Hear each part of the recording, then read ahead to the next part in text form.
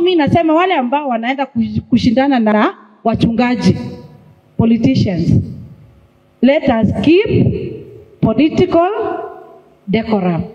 Tukue na decorum katika makanisa. Otherwise, if you want to talk carelessly, enda uite mkutano yako, usimame huko nje, upige makelele, utukanane ukitaka.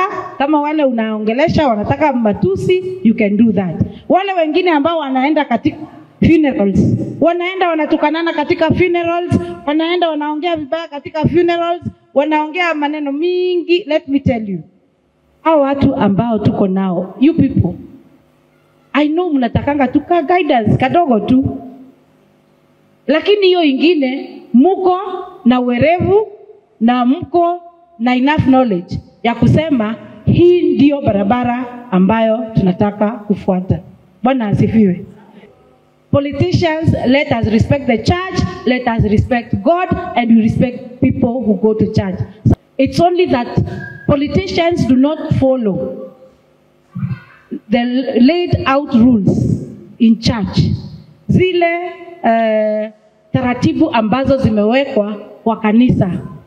Kama ile ya kutoa, tunatoa vile tumeambiwa, let your right hand not know what your left hand is doing.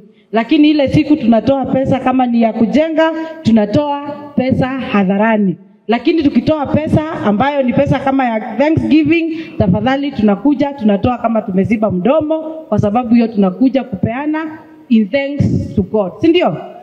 And leadership in churches, tafadhalini, let us guide our people in areas of giving and in areas of addressing. Where we speak in church, let us not be abusive, sababu madhabahu huwa ni mahali patakatifu, so we should respect everybody. So we should be in a position mahali ambapo tukiongea, we talk something that will glorify the name of God. Bwana asifiwe.